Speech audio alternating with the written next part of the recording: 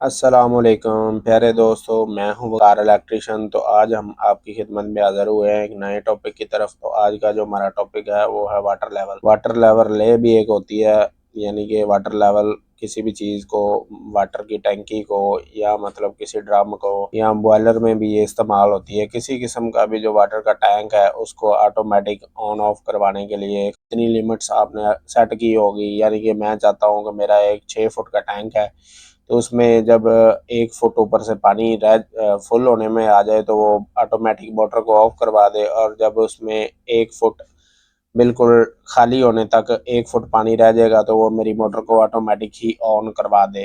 तो इस तरह इसमें ये सर्किट बनाते हैं। तो इसकी मुख्तलिफ रिले भी बाज़ार में मिल जाती हैं।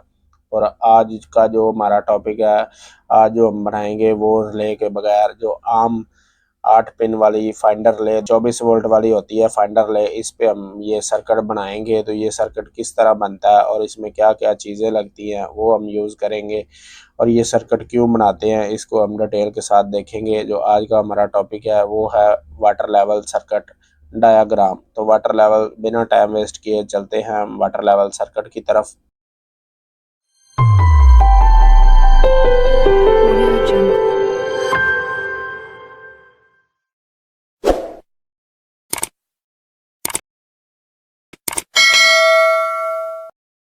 तो दोस्तों, सबसे पहले मुझे एक वाटर टैंक की ज़रूरत है। वाटर टैंक मैंने एक रख लिया, और इसके साथ साथ ही हम एक आगे इसके साथ एक पंप को रख लेते हैं, और इन दोनों से आगे मैंने वर्किंग करवानी है। और इसके साथ साथ मुझे 3 जो प्रॉप रॉड अभी हम इन्हें बोल सकते हैं, प्रॉप रॉड भी बोलते हैं। तो ये 3 मुझे प्रॉप रॉड चाहिए, एक नेगेटिव का, एक जहाँ पे मैंने पंप ऑन करवाना है, और एक जहाँ पे मैंने ऑफ करवाना है। तो दोस्तों, यहाँ तक तो मेरे प्रॉप रॉड यानी कि तीनों ही रख लिए हैं। उसके बाद आगे हम चलते हैं कंट्रोल वायरिंग में। तो दोस्तों, कंट्रोल वायरिंग में जो जो मुझे चीजें चाहिए, पहले हम अपनी चीजें रख लेते हैं, उसके बाद कंट्रोल वायरिंग की तरफ चलते हैं। तो दोस्तों, सबसे पहले मुझे एक टीपी ब्रेकर चाहिए, ये मैंने रख लिया। उसके बाद एक मैग्नेट कॉन्डक्टर चाहिए, ये भी मैंने रख लिया। और एक इलेक्ट्रॉनस ओवरलोड रिले है, और 2 लाइटें मैं इसमें यूज करूंगा, एक लो वाटर के लिए और एक फुल वाटर। जब टैंक भरा होगा तो तब लाइट ऑन होगी। इसके साथ साथ मुझे एक डीसी पावर सप्लाई की भी जरूरत है, ये भी मैंने रख लिया। और एक बेस है इसकी जो मुझे चाहिए। अब हमने चलते हैं इसकी कंट्रोल वायरिंग की तरफ। कंट्रोल वायरिंग में सबसे पहले मुझे यानी कि सप्लाई चाहिए 220 वोल्ट। तो मैं 220 वोल्ट सप्लाई, एक न्यूट्रल और एक फेस लेता हूँ, और दोनों अपने टीपी ब्रेकर में कनेक्ट कर देता हूँ। टीपी ब्रेकर से पहले मैं न्यूट्रल सप्लाई लूंगा, और वो मैं पहले मैग्नेट कंडक्टर को जाके जो कॉइल के टर्मिनल है उनके साथ कनेक्ट कर दूंगा, और इसी तरह एक पावर सप्लाई के साथ भी न्यूट्रल कनेक्ट कर दूंगा। और इसके बाद दोनों लाइटों के साथ भी मैं न्यूट्रल को कनेक्ट कर दूंगा। उसके बाद मैं इलेक्ट्रॉनस ओवरलोड को भी कनेक्ट कर दूंगा, और इस तरह मेरी जो न्यूट्रल वायरिंग है वो मुकम्मल हो जाएगी। उसके बाद हम चलते हैं फेस वायरिंग की तरफ। तो फेस वायरिंग में टीपी ब्रेकर से जैसे ही मैं आउट फेस लूंगा, सबसे पहले मैं जाके अपनी पावर सप्लाई जो मैंने डीसी ली है इसको जाके कनेक्ट कर दूंगा। डीसी सप्लाई कनेक्ट करने के बाद उसके बाद मैं इलेक्ट्रॉनस ओवरलोड के जो कॉइल के पॉइंट है इनमें जाके कनेक्ट कर दूंगा। उधर ही एक साथ लूप डाल दूंगा इसके कॉमन पॉइंट में, और इसका जो नॉर्मल क्लोज पॉइंट है वहां से एक वायर लूंगा, और जो मेरी बेस रखी हुई है डीसी 24 वोल्ट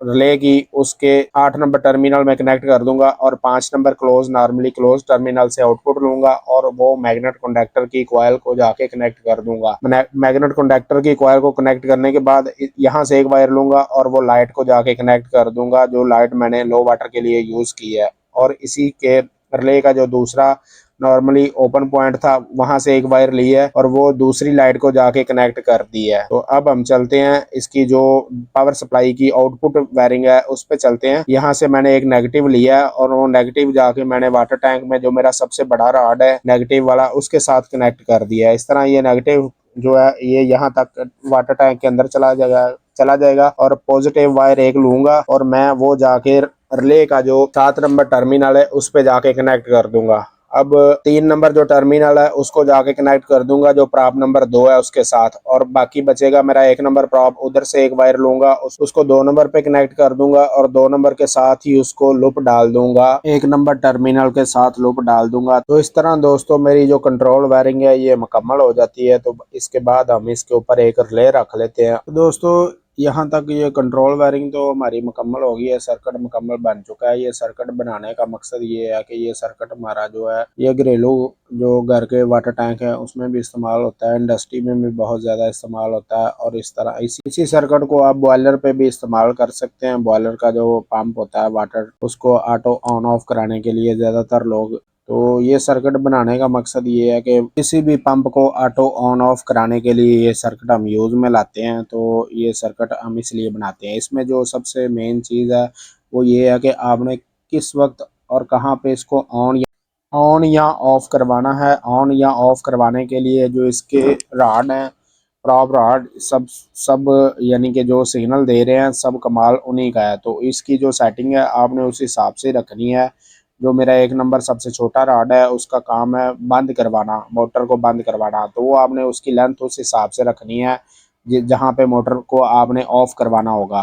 तो जो दूसरा 2 नंबर प्रॉप रॉड है उसकी सेटिंग भी आपने उसी हिसाब से रखनी है जहाँ पे मोटर को ऑन करवाना है। तो ये दो जो प्रॉप रॉड है इनकी सेटिंग तो इस तरह होगी। जो तीसरा प्रॉप रॉड है वो जो 2 नंबर प्रॉप रॉड है उससे 2-3 इंच बस बड़ा रख ले। उसका काम है कि उसने पानी में नेगेटिव देना है। जैसे ही पानी में पहले नेगेटिव आ रहा होगा तो उसी तरह जैसे जैसे पानी का लेवल अप डाउन होता जाएगा तो उसी तरह ये नेगेटिव जो मेरा ये रिले को ऑन या ऑफ करवाता रहेगा बीच में, यानी कि इसको ऑन या ऑफ रिले को कराता रहेगा। तो इस तरह हम जो हमारी रिले है ये पंप को आगे ऑन या ऑफ करवाती रहेगी।